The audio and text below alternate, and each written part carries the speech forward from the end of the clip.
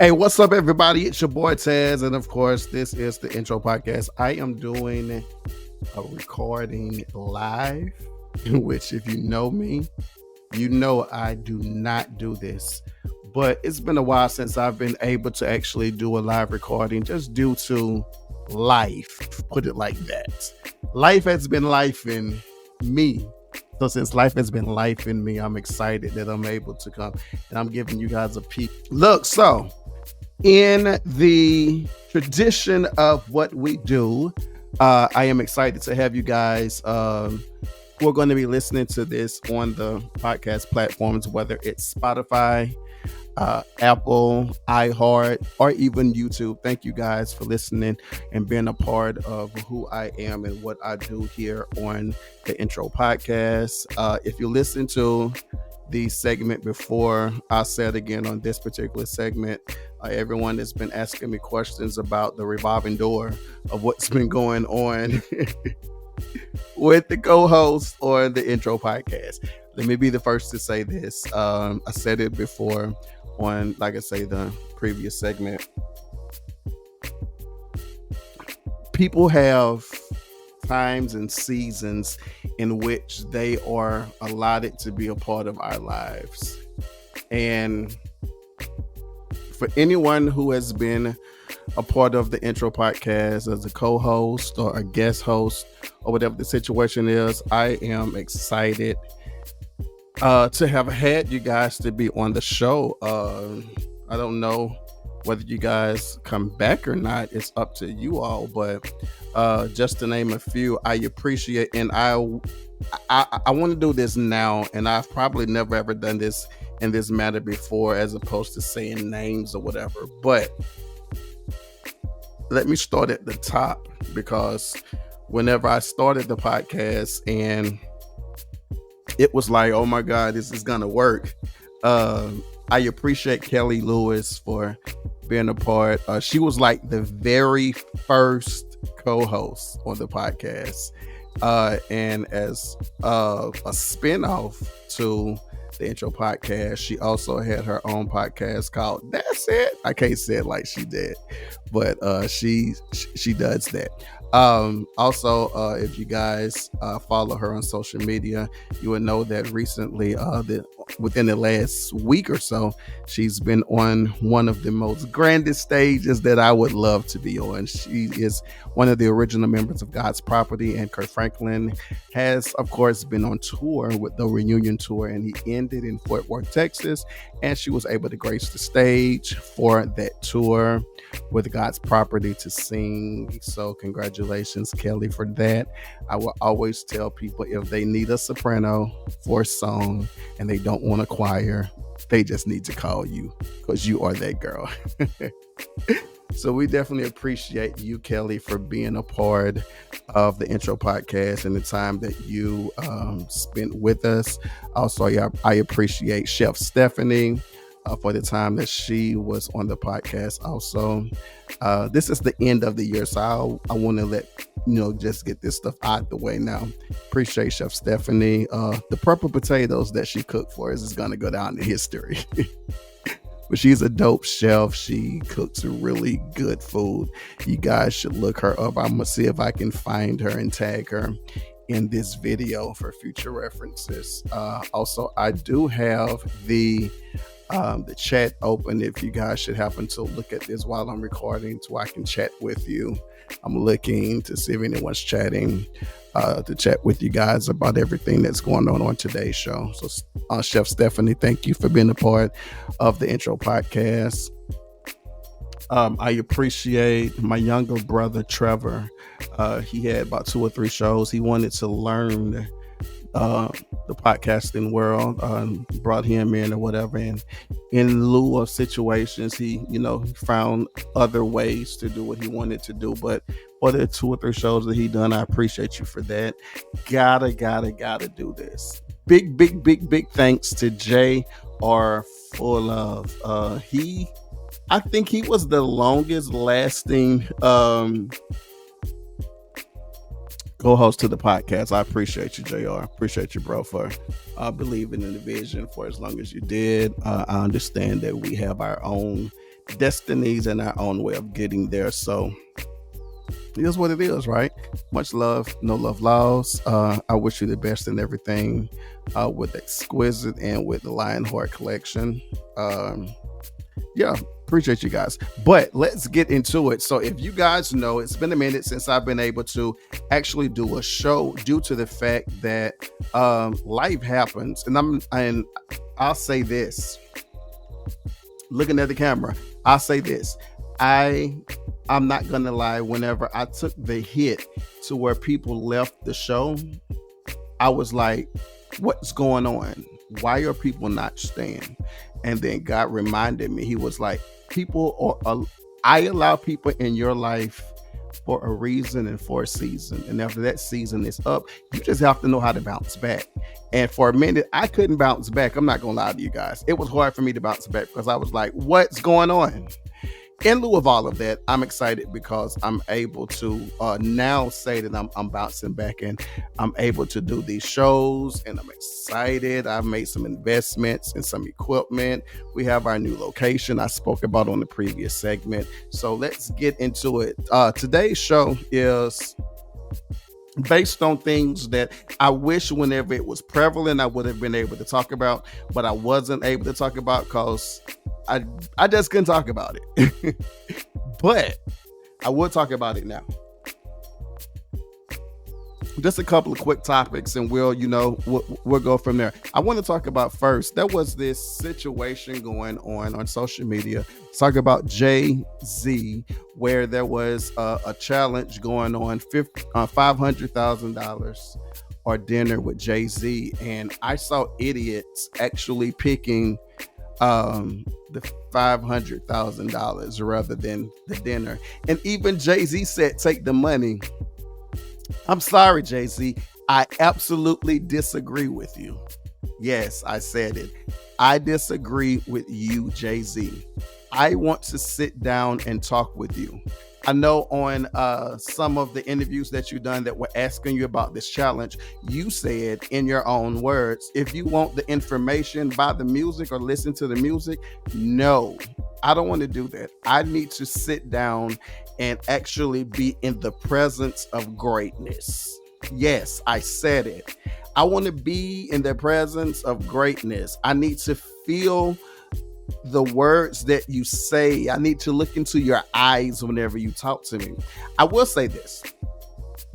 I believe that a lot of people who actually chose the money, these are people who want that popcorn, that microwave miracle, that microwave glow up, because they don't want to wait.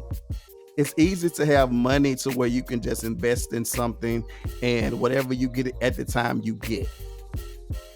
You're just comfortable because you have $500,000, especially if it's $500,000 that you've never had in your life before in the first place. You're not concerned about the other part of the business. You're not concerned about how to be stable in it. See, I would want to sit down and talk to Jay-Z rather than just get the money, because if I sit down and talk to you, you not only can tell me how to get the money, but you can tell me how to keep that $500,000. Because if you just put $500,000 in my hand and I don't have direction, if we don't have direction for what is presented to us, yes, we can have it, we can obtain it, but the art of keeping it is the issue. Let me say it again. We can obtain it. We can get the money in our hands. Yes, Jay-Z can give me $500,000, or somebody can give me $500,000 because I chose that rather than sitting down with Jay-Z. But after I get that money and I blow it, it's gone, because all you didn't teach me how to fish. You just gave me the fish. So after I eat the fish, I'm still hungry. After you've given me the $500,000 and I've already spent it and I've invested it in ways that it didn't repay, or I done stupid stuff with it because I had never had that kind of money before. So I thought about everything I ever wanted, and that's what I've done with the money. Now I'm stuck like, what am I supposed to do now? I would much rather sit down. I don't care how long the dinner, lunch, or breakfast was. I would rather sit down and let you tell me, Jay-Z, how you got it and how you have managed to keep it for all these years. Whether it's the Jay-Z now or the Jay-Z back then, how did you acquire this? What were your investments? What was your business mind? What was your discipline in music to stay at the level, or not even to stay at the level that you are, but to go up from where you started to where you are now, to where whenever people hear you or your name is mentioned in music, you're the GOAT. You're one of the greatest. So I want to understand, what did you do to get there? What investments did you make financially to where your money is making money for you? In music, what's your writing strategy? What's your recording strategy? Where do you get your inspiration from? How do you pick the people you collab with, whether it be people rapping on or singing or your producers? I want to know how you get all of that, because if I can learn that, I can make more than $500,000. Let me say this. If I can get the art of how you did it, and I can get that down, not only can I get the $500,000 that the people taking, but I can get that and more and be able to flip that to get more. But people, that's the that's the lesson that people don't get. People want the microwave instead of the oven. Microwave, you know how long it's gonna take. You know, if you put it on 5 minutes, because the instructions said 5 minutes, it's gonna be done in 5 minutes. But the oven, sometimes it takes a little longer, but the ending result of it is so much better. So for me, I don't want the money. I want to sit down with you, Jay-Z. Let's talk about Tyrese's ex. There was a story where she basically said that if she would not have had the people in her ear at the time that she was going through the divorce, she probably wouldn't have gone through it. Of course, this is something, of course, these topics that I'm talking about are old, but these are topics that I was not able to talk about because at the time I was not able to do a recording. So I want to get all this stuff out of me so that going forth, I'll be ready to go. Who are you listening to in your life who's affecting or causing you to make decisions, probably not even based on the decisions that you want to make, but based on the feelings that they're giving you? Teresa's ex basically said, if I didn't have all of the heifers in my ear telling me what I should do, I probably wouldn't have done what I did. In life, we take influence from people where, I'm not even going to say we, I'll say me. I used to take influence from people because of who I thought they were or what they meant to me. And in many situations, I found out that they didn't even have my best interest at heart. What they were saying was not built on who I was or who I was supposed to be. It was built on because where they were and where they wanted to be, but where they were not. Can you imagine the people who was in her ear telling her, girl, leave him. Your situation ain't gonna change. Leave him because he and XYZ and 1, 2, 3. Imagine all the bad advice that she got, but because people knew or felt like they knew what she was in that relationship, they were able to influence her to make a decision based off a temporary feeling that now she has to deal with for the rest of her life. What if she actually really, really wanted to make it work? If she really, really loved this man, but because of the people who were in her ear, it's like the story of having one good angel, one bad angel on each side of you, and you have to depict what side you want to listen to. And she just decided, I'm going to listen to my homegirls and my homeboys that's telling me to leave because XYZ. What voice is louder to you? Because if you can't separate the two, you can be deceived. And clearly, after everything was over and everything was finalized, she was able to step back into herself and be like, oh my God, what if I made this decision? And well, since I've made this decision, I realize now this is not the decision I really wanted to make. What if I really did love Tyrese and I really wanted to make it work? But now it's too late because I let everybody else tell me what I should do and why I should do it and whatever. But see, it also goes to the point to where we have to be careful whenever we're going through things in relationships with people, who we share information to or what information we share, because sometimes we'll be in a situation to where we red hot mad at our partner, our husband, our wife, our boyfriend, our girlfriend, our boo, or whatever, and we'll share information that will cause them to gain a view of that person that's not necessarily a neutral view, but it's more in our favor because they care about us. So then anything that comes out of their mouth regarding that relationship, because we've shared so much negative information, becomes the toxicity that says leave, leave, leave, leave, leave, because I care about you and all you're telling me is bad about this other person.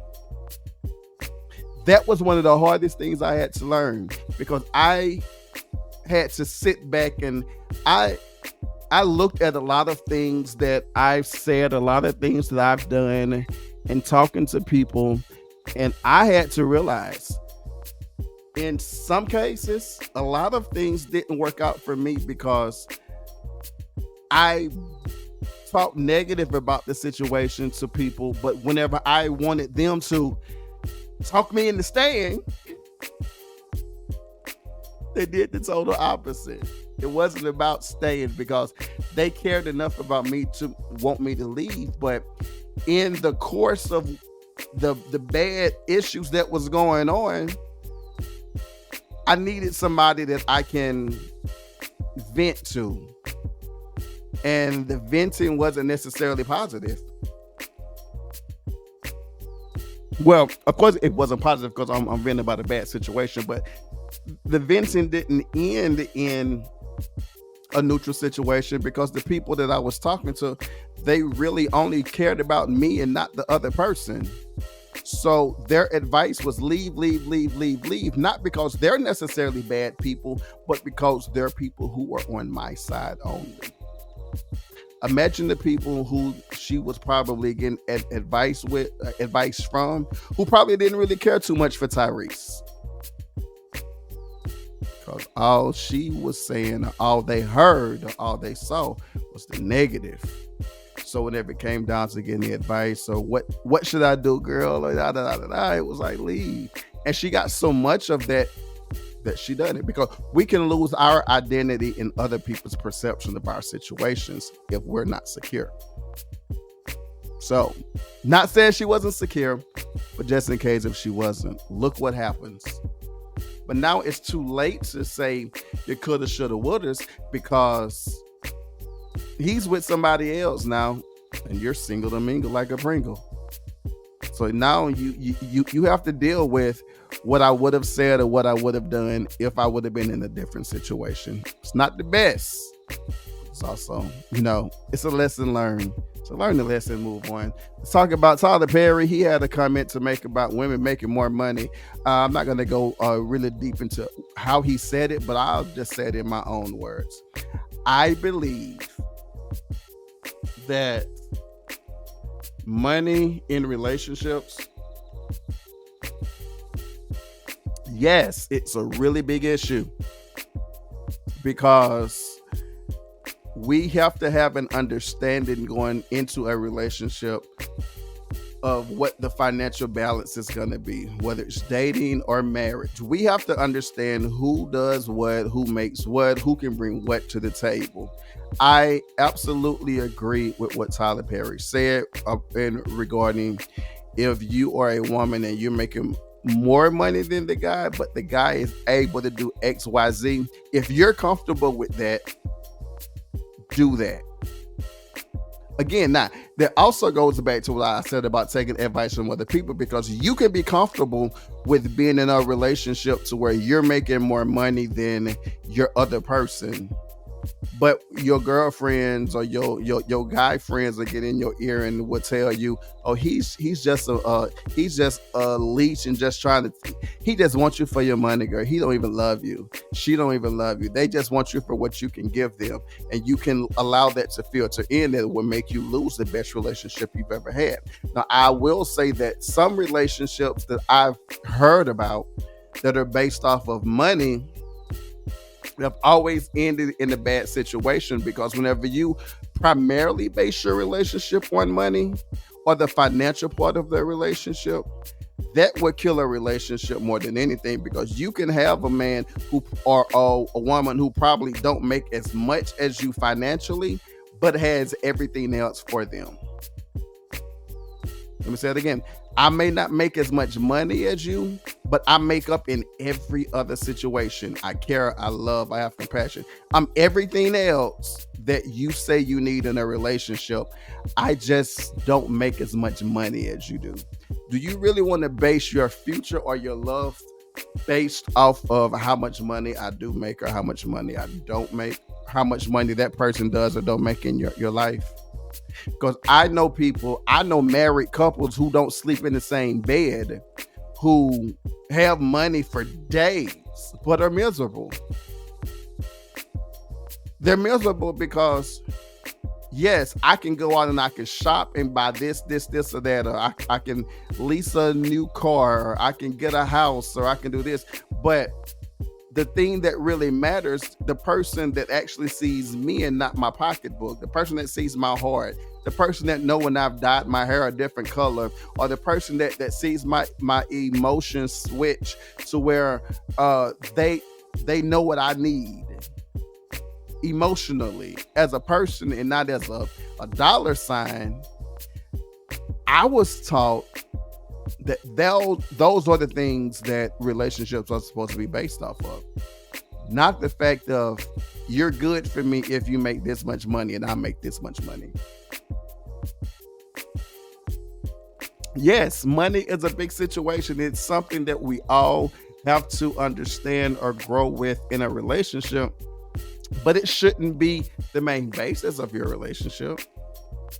Again, you can have the person that's making $1 million a year, but all she's doing is making that money, but emotionally, they are never there for you.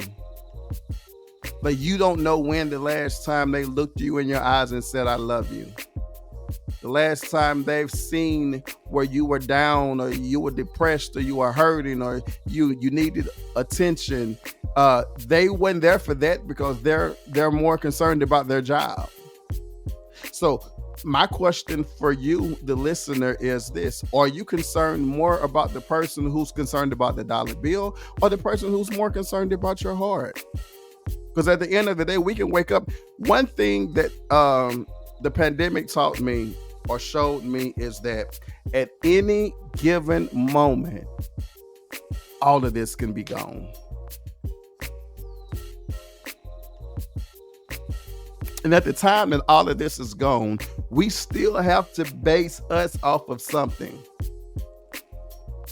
If we're going to be together, we have to be based off of something other than the dollar bill, other than the bank account. Because there are a lot of relationships that didn't last because, number one, they were around each other all the time. So whenever you're around each other all the time, every single day, to where going to work and making that money didn't matter, you had to be used to the person's waking up, breathing in your face, talking conversation, watching TV, listening to music, playing a game in the house. You had to be used to that person rather than the person who's bringing home a check. So whenever you are around a person who you've based your relationship on how much money I make and how much money you make, And whether it works or not, you only put yourself in a situation to where you only have that temporary happiness. Because eventually, either you yourself or people will get in your ear and be like, you know what? Or he just wants you for your money, or God, she just wants you for your money. I do agree with Tyler whenever he said, don't base your relationship on money, because although I may not be able to provide as much money as you provide, I see your heart. I know so much more about you that a dollar sign couldn't even, it doesn't even matter. I see your ups, I see your downs, I see when you're happy, I know when you're sad, I know when you're hungry, I know when you're sleepy, I know when you need to cry, I know when you need to vent. I know all of this. See, that's where I find security myself. I find security knowing that whenever I need somebody to see me on the other side of things, on the other side of the financials, the other side of the travels, the other side of the gifts, that's what mattered to me. That's what I care about, because it's no longer, it has nothing to do with the financial part. Because again, all this money can be gone in no time. Where is my mouse? I'm trying to get to my sponsor. I'm looking up because I have like 2 screens going on right now. There we go. Let me get to this sponsor before we go. I appreciate everybody who is watching right now, those who are going to be listening. Today's show of the Intro Podcast is sponsored by Diane Clines. She is an independent associate with LegalShield, offering legal services starting at $29.95 and identity theft starting at $19.95 a month. They provide a will, living will. They assist in moving violations, contract reviews, and consultations. For more information, contact Diane Clines at 214-881-5225 or go to dsclines.ladiesofjustice.com for more information. Yeah. So that being said, I just wanted to come to you guys. I needed to get all of this out of me so that we can move forward with what we have going on. And let me tell you guys this. I got a confirmation. I reached out to someone who I've been listening to all my life in music. And I was like, hey, this is who I am. This is what I do. And I would love to have you on my platform. And he said yes. So in the near future, I have a really dope show, a really dope interview, a guest that's coming to the Intro Podcast, and I can't wait to present him to you guys. Do me a favor, wherever you're listening to this show, share the link on your social media, emails, text messages, or whatever. Subscribe wherever you're listening, even on Facebook, Instagram, YouTube, Spotify, iHeart, Audible, wherever you're listening, so that you can get updates on all the future shows that we have. This is your boy Taz, and I appreciate you guys for watching. I appreciate you guys for listening. Yeah, that part. So I love you guys so much. Bye-bye.